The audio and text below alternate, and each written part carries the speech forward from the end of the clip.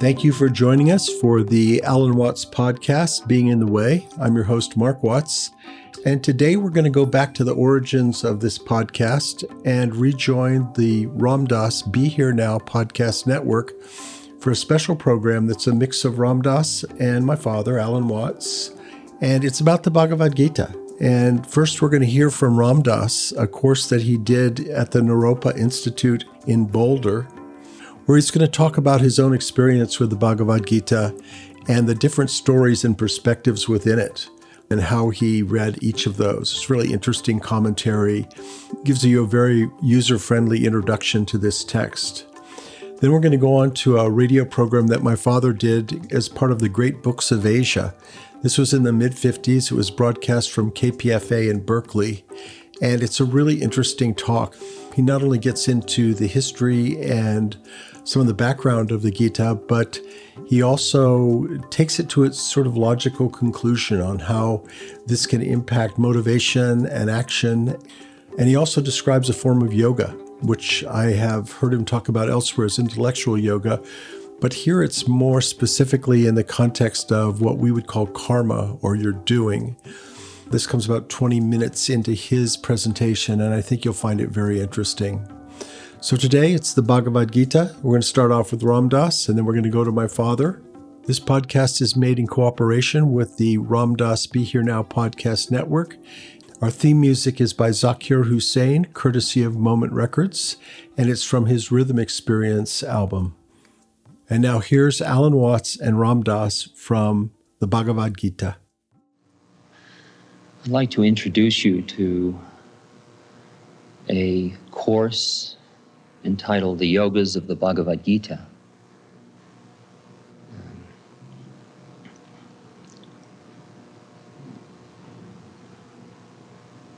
This course has been given at the Naropa Institute in Boulder, Colorado, which is an institute that was founded by Chogyam Trungpa Rinpoche, a Tibetan Buddhist meditation master. And I was invited to come here and teach a course during the first session. The reason I've chosen to teach the Bhagavad Gita, first because it represents, in the most general sense, a tradition that I have been steeped in for some years, namely the Hindu tradition. But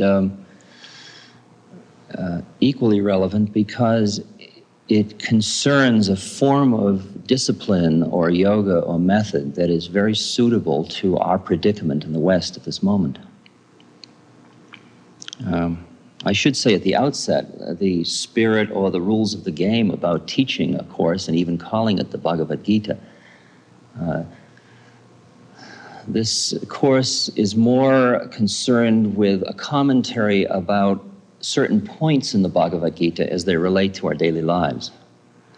The Gita, as I understand it, is a way of making one's entire life a vehicle for becoming conscious or coming into the spirit or coming to God, whatever metaphor you would particularly feel comfortable working with.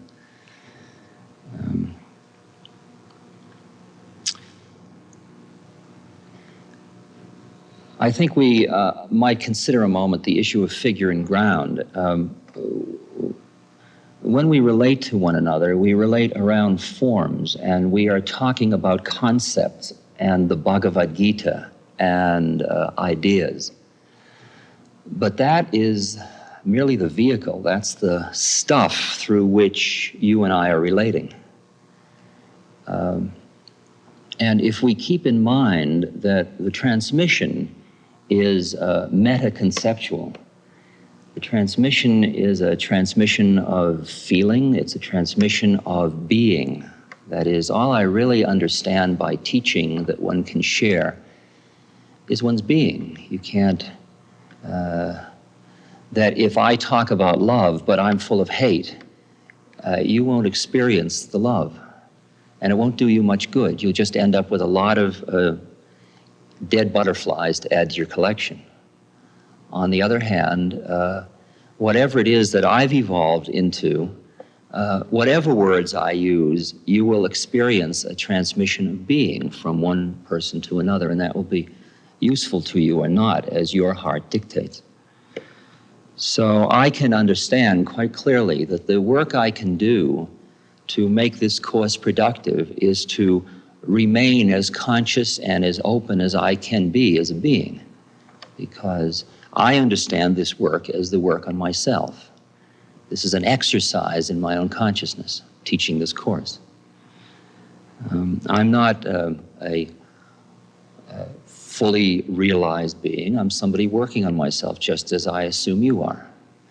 And we are coming together to, on the path, to meet, to recognize one another, and to share maps, and to realize that the maps are part of it, but behind the maps, here we are.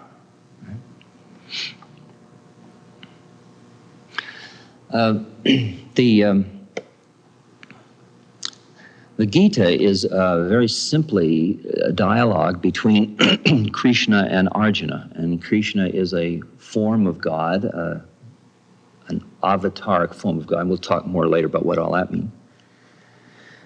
And Arjuna is a very pure warrior. He's a very straight, solid being, a very good person. And this is a dialogue on a battlefield. And in a moment, I'd like to tell you about what that battlefield is from a historical point of view. At a symbolic level, what the Gita is a dialogue between God and the seeker.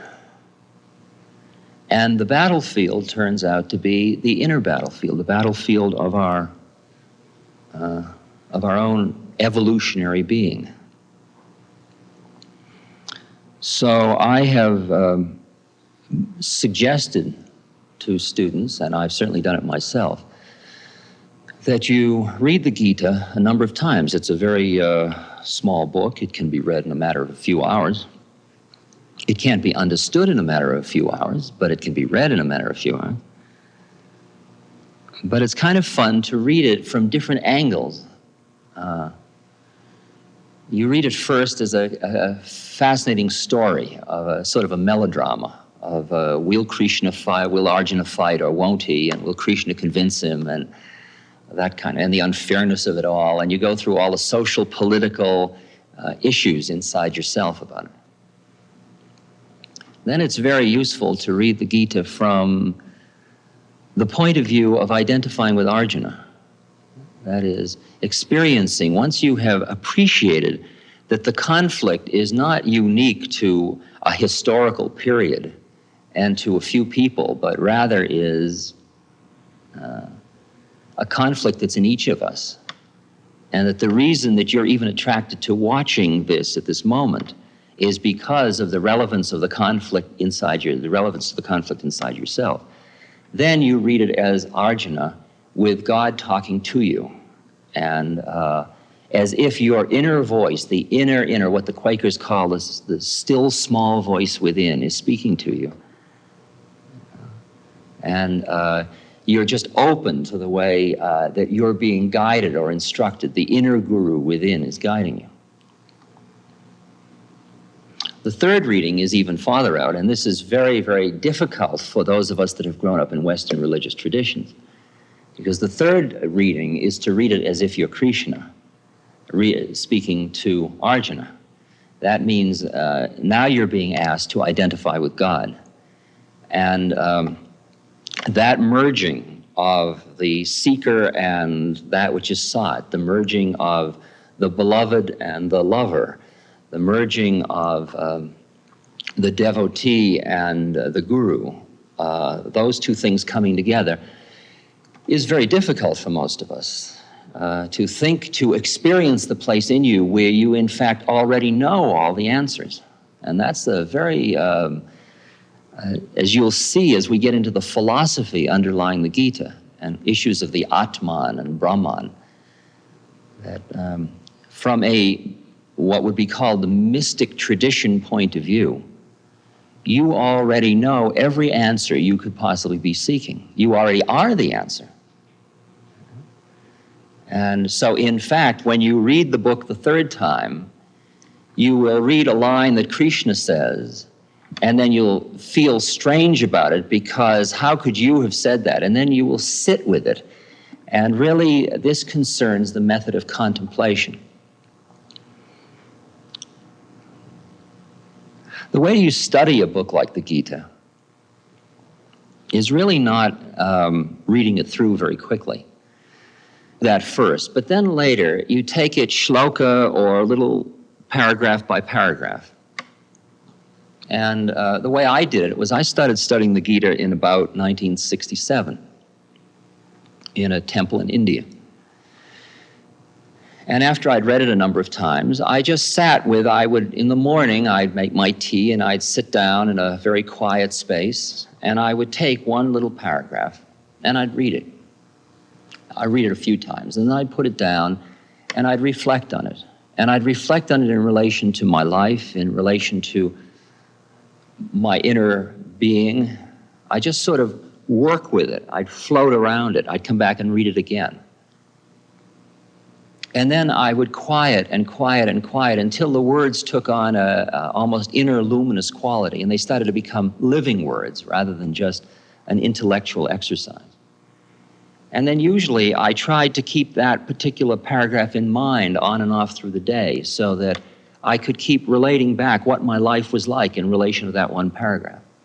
And then the next day I'd read the paragraph I had used the day before again to see how much I had forgotten in terms of my melodrama of each day. And then I go on to the next one. And when you finish the 18th chapter, you go back and start the first one, and you just keep building, because these are books of wisdom, they're not books of knowledge. And our game is now the game of, we are in training to become wise women and wise men, not to become knowledgeable women and knowledgeable men. Knowledge is easy to collect. Wisdom is a matter of being. And you have to steep yourself in wisdom. You just can't grab it and wear it like Joseph's coat of many colors. You have to become it, literally become it.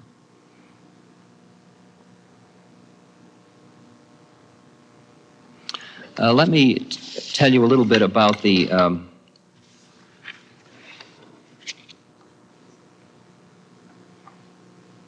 well, before I tell you about the history of the Gita, a few more words about the application. That if you are going to go along with us through these lectures, through this course, I think if you're really looking for the payoff in terms of your own evolution, it really isn't enough to just listen. That's one level. But it's also possible to make the Gita into a very living experience for you in your own life. If you are studying it over a period of time,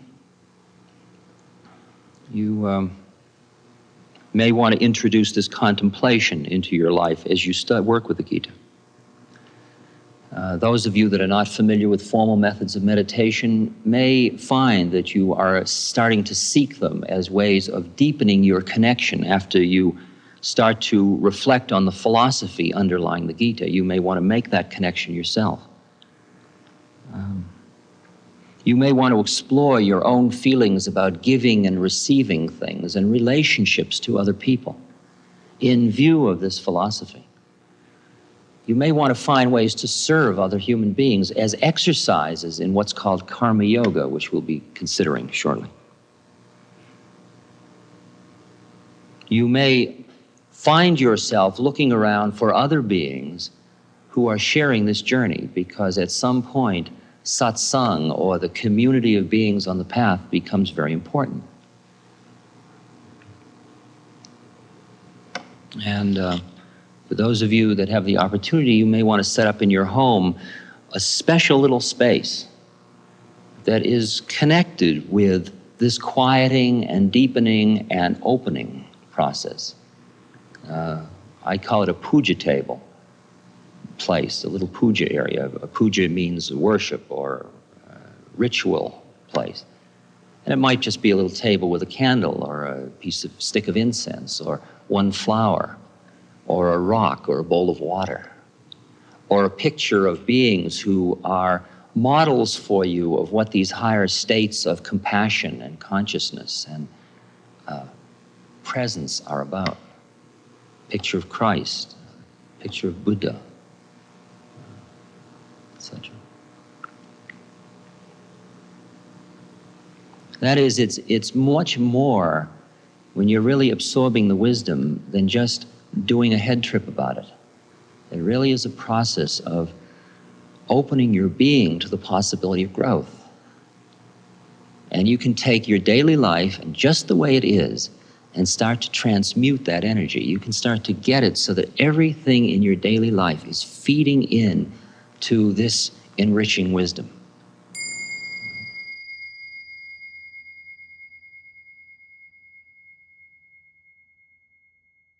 In 1925, Mahatma Gandhi wrote the following words: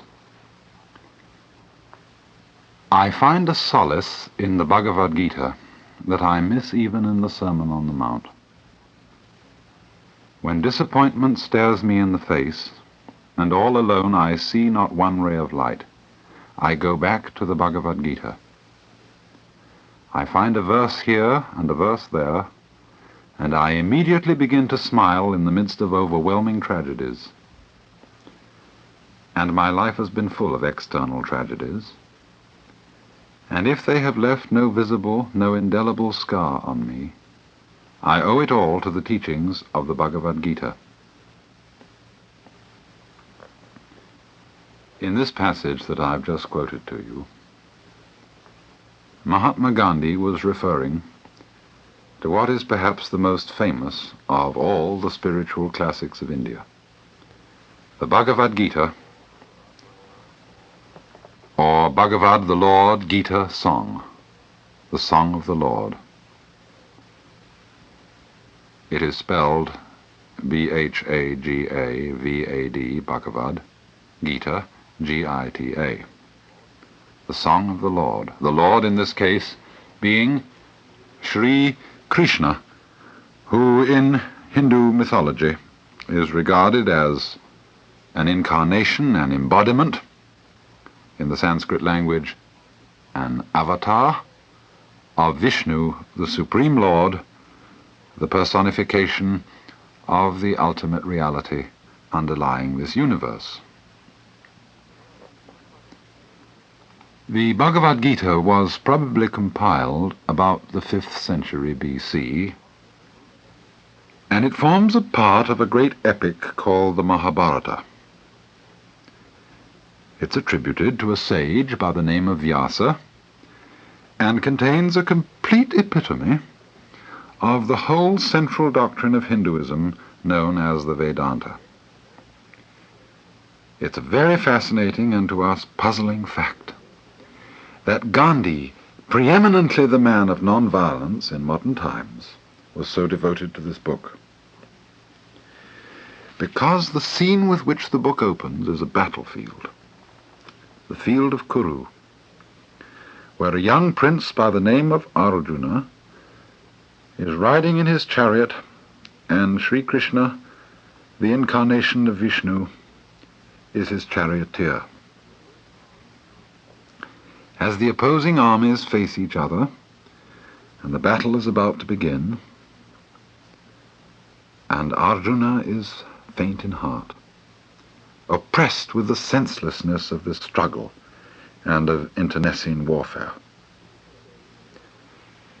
And the Gita says in the 1st chapter, "He was overcome with great compassion and uttered this in sadness: When I see my own people arrayed and eager for fight, O Krishna, my limbs quail, my mouth goes dry, my body shakes and my hair stands on end. And I see evil omens, O Krishna, nor do I foresee any good by slaying my own people in the fight. I do not long for victory, O Krishna, nor kingdom nor pleasures.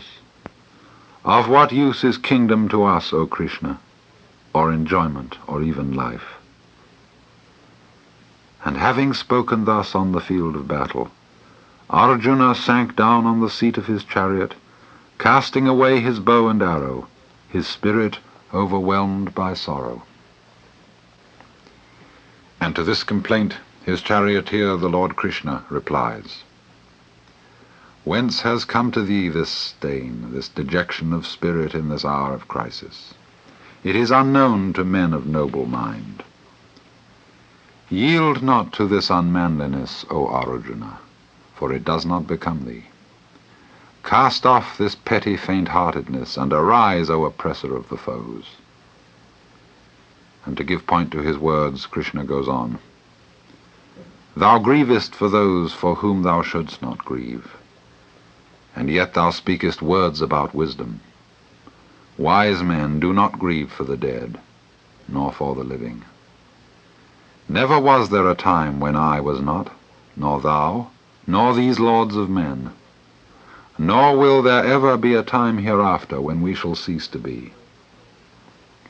As the soul passes in this body through childhood, youth, and age, even so is its taking of another body. The sage is not perplexed by this. Heat and cold, pleasure and pain come and go, and do not last forever. These learn to endure. The man who is not troubled by these, O chief of men, who remains the same in pain and pleasure, who is wise, makes himself fit for eternal life. Of the non-existent there is no coming to be. Of the existent there is no ceasing to be.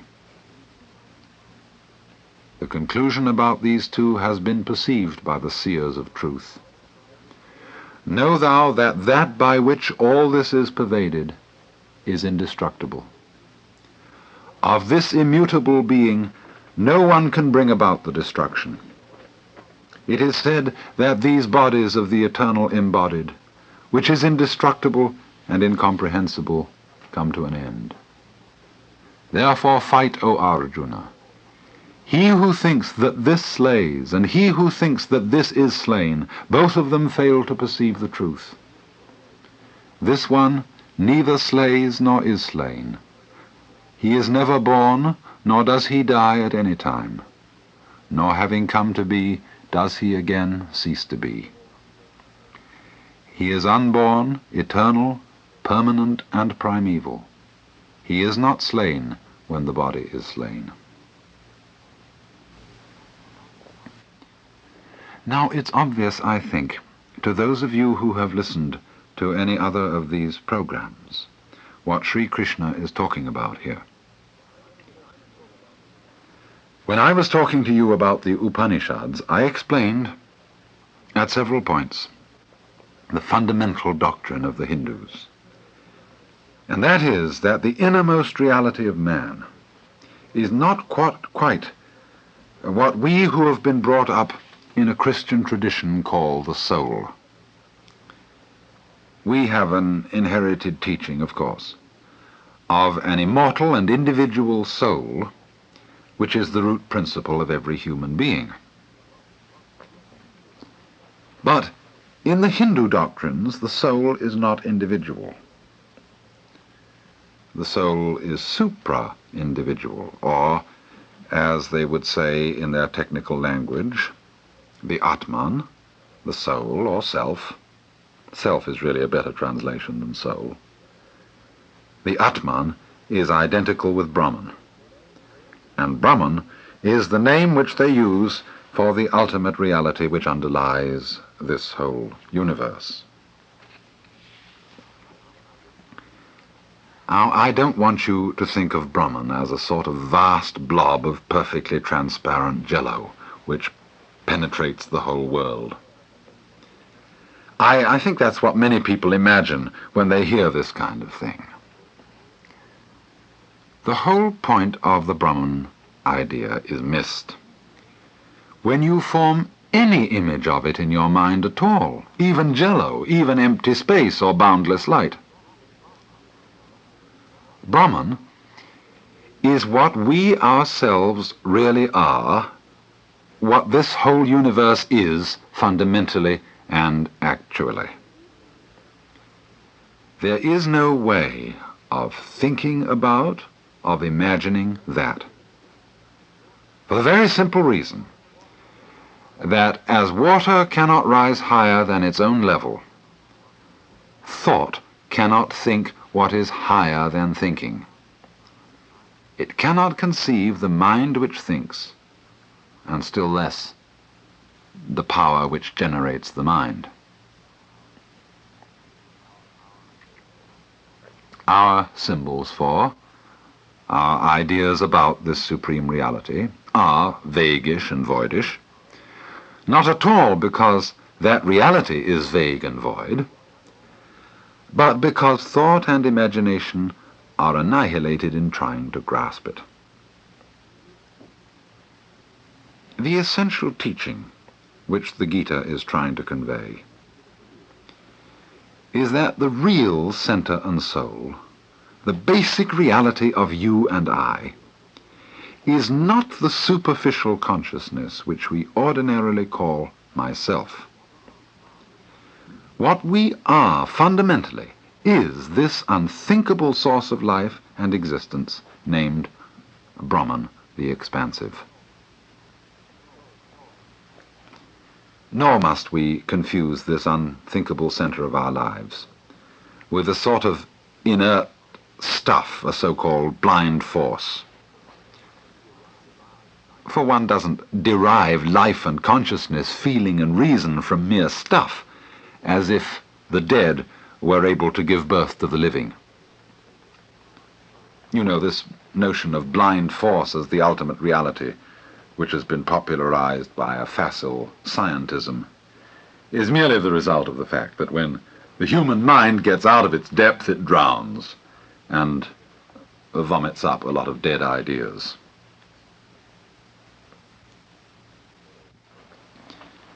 And so Sri Krishna goes on.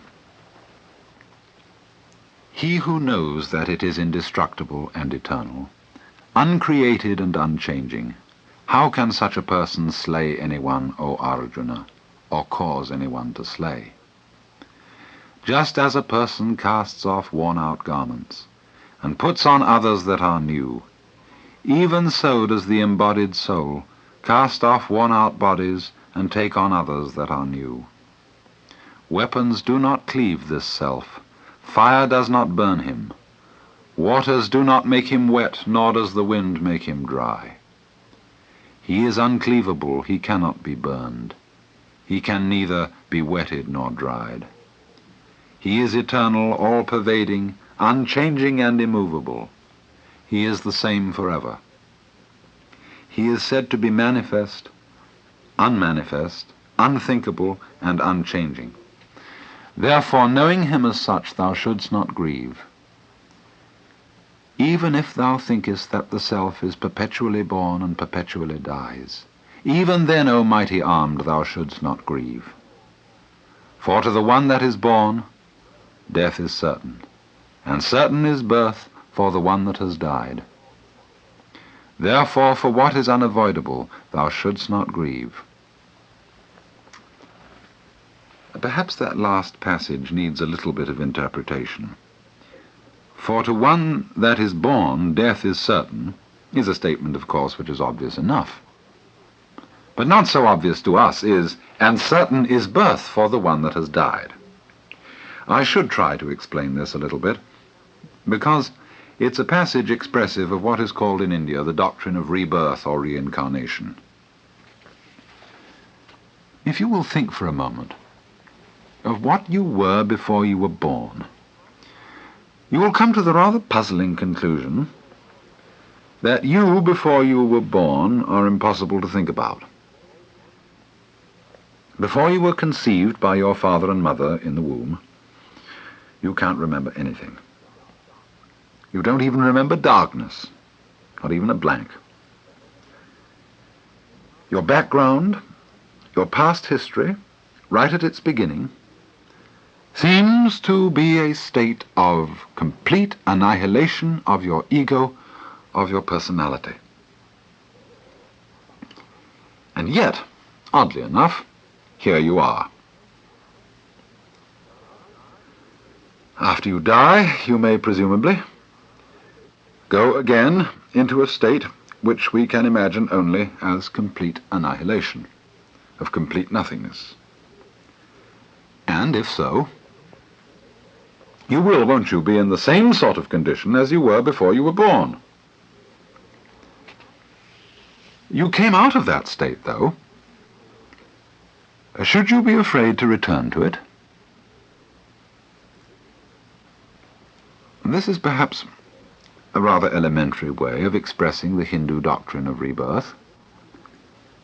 But I don't want to give the impression that the Hindu doctrine is, as it is imagined to be by many people in the West, a doctrine of the reappearance again and again in this life of an individual soul.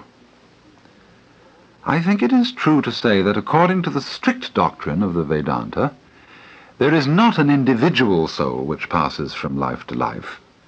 The one who transmigrates is precisely this Atman or Brahman, and this is why we have to imagine the state before birth and after death as blank annihilation.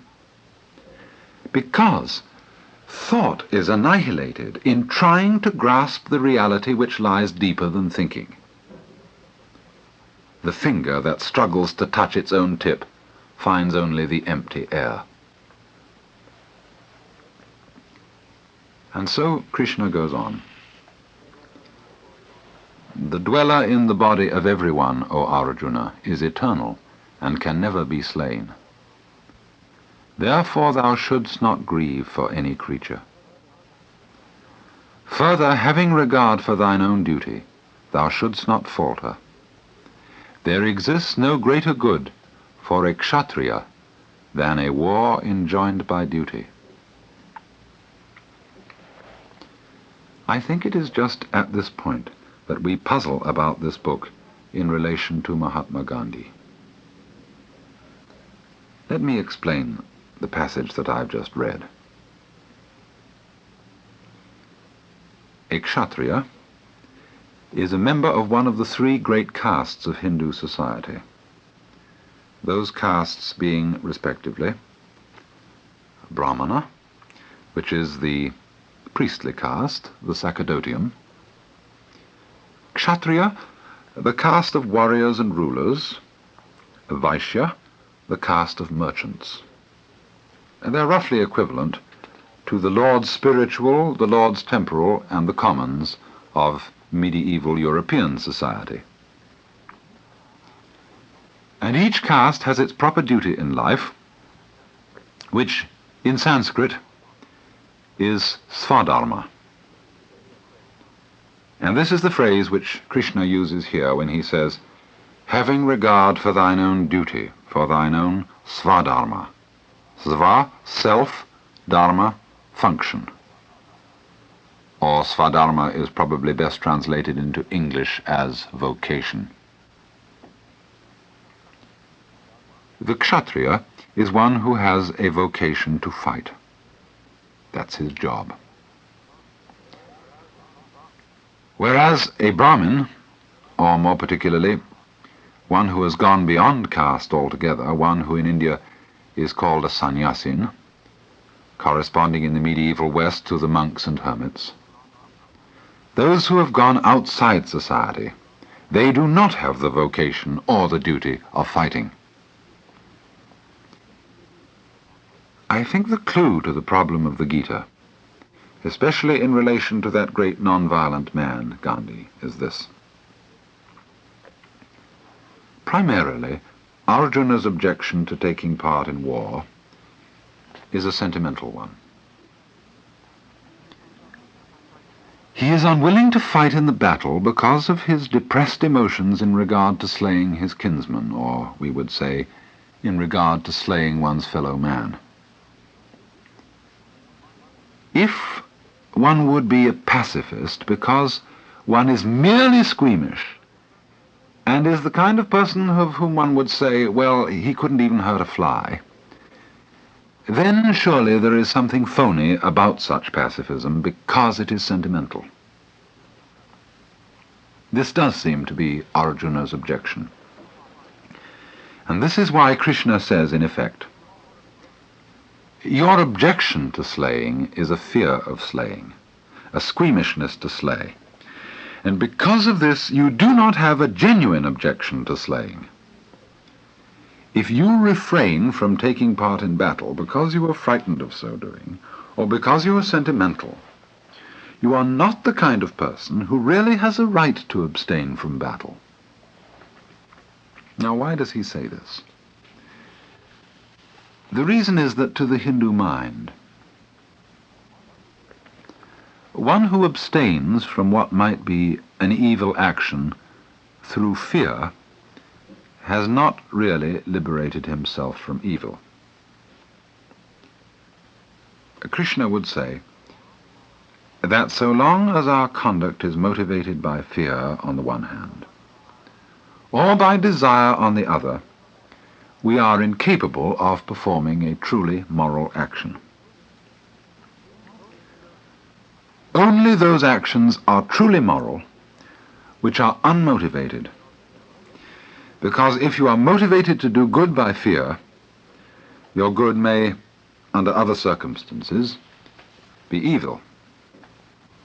This is the case with Arjuna. He wants to refrain from war for the same reason for which many other people would engage in war. Many people engage in war because they're afraid, and not at all because they hate. The world's situation at the present time might be said to be a situation of mutual fear, where the only reason why someone might start a war would be for fear of the other side starting it first. After all, we all know now that modern warfare is something in which neither side wins. It is then fear more than anything else. Fear that the other fellow should send the bombs over first is what starts a war. And thus you see, fear is no deterrent to war at all.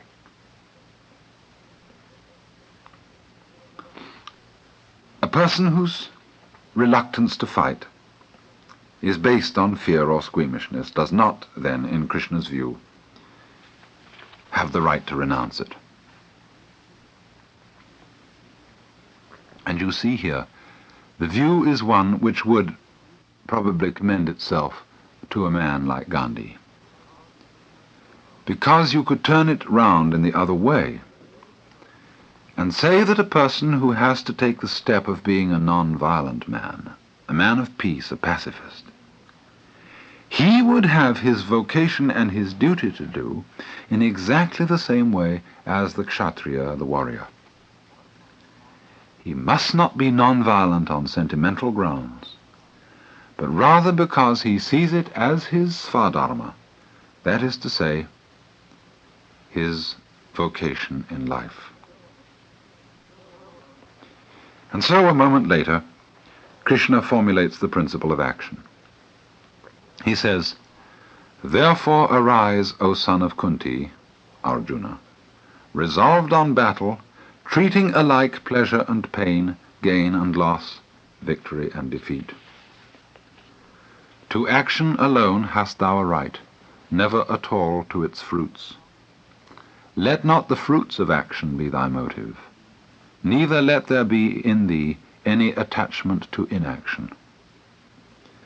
Fixed in yoga, that is to say, in union with the principle, with the self, do thy work, O winner of wealth, abandoning attachment, with an even mind in success and failure, for evenness of mind is called yoga. One who has yoked his intelligence with the divine casts away even here both good and evil.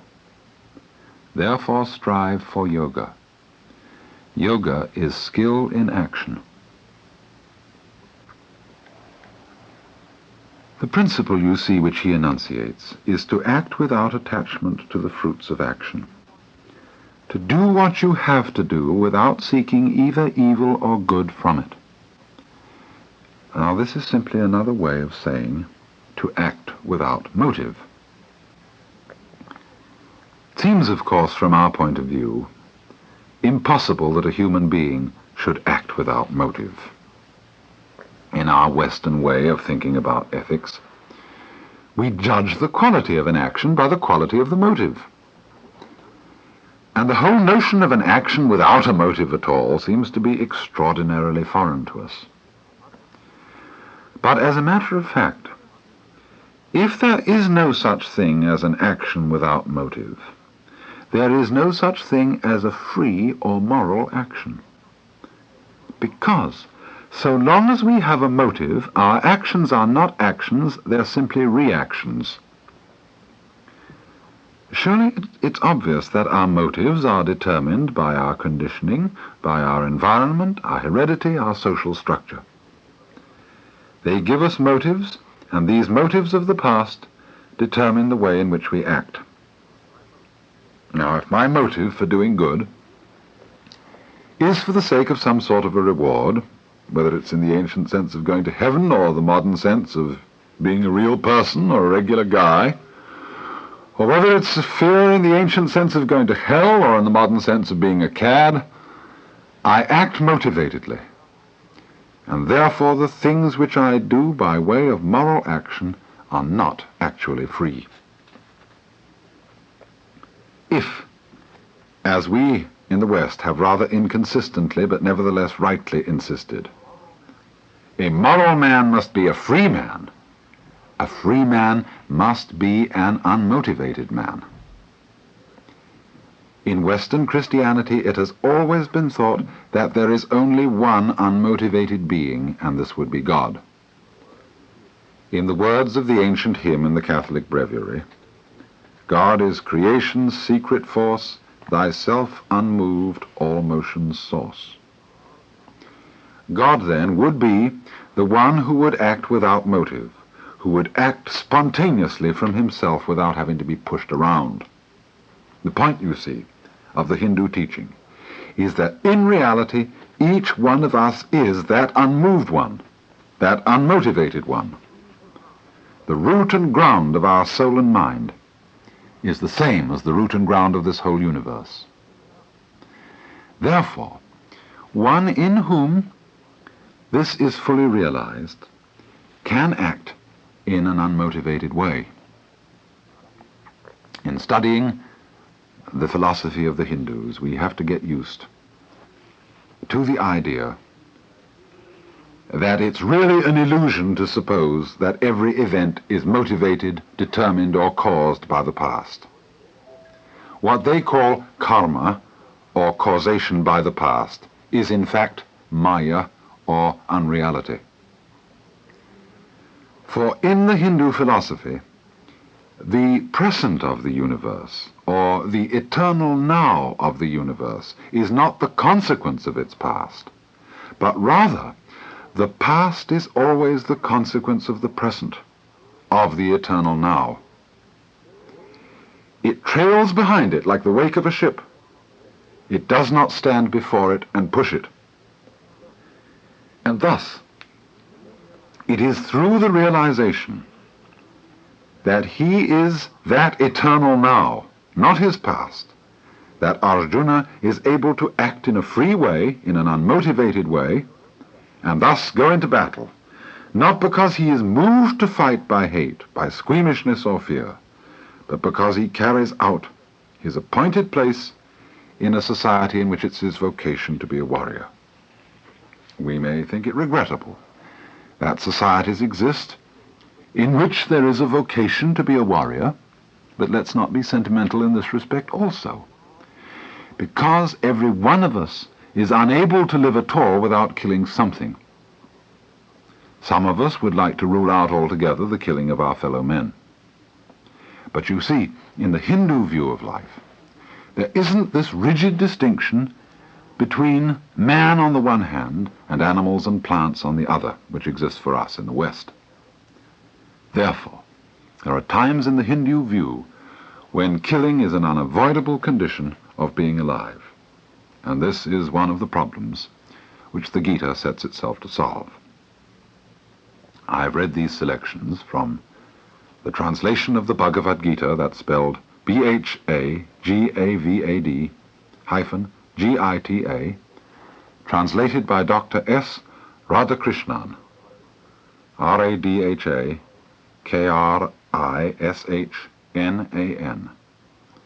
As you may know, Dr. Radhakrishnan is the Vice President of India. The translation is published by Harper & Brothers of New York. It is one of the best of the many translations that I know, and is provided throughout with an excellent commentary. Thank you for tuning in today for this exceptional recording and this duet between Ram Dass and my father, Alan Watts. I hope you've enjoyed it. This podcast is made in cooperation with the Ram Dass Be Here Now podcast network. You can find the original recording by Alan Watts at the alanwatts.org site. It's part of our classic radio album, which includes a dozen such talks recorded in the 50s. Most of these are actually from the Being in the Way series. The one you heard today was from the earlier series, The Great Books of Asia. But they're all great, very enjoyable, as are the many albums that you'll find at the alanwatts.org website.